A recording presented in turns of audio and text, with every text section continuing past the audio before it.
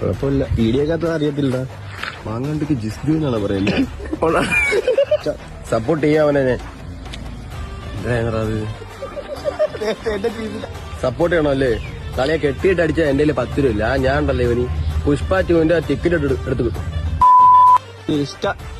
Support ചെയ്യണോ അല്ലേ?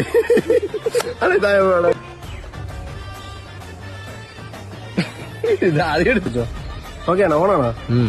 എടാ പുഷ്പ 2 മലയാളം ഡംബിങ്. എടാ ഒരു പ്രശ്നം നടക്കുമ്പോ അല്ല അങ്ങനെയല്ലേ.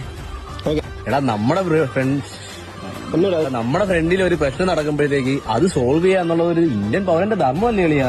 എന്നിട്ട് ഇപ്പൊ പ്രശ്നം തീർന്ന ഇല്ല. എന്നാ പിന്നെ പൗരം പോവും.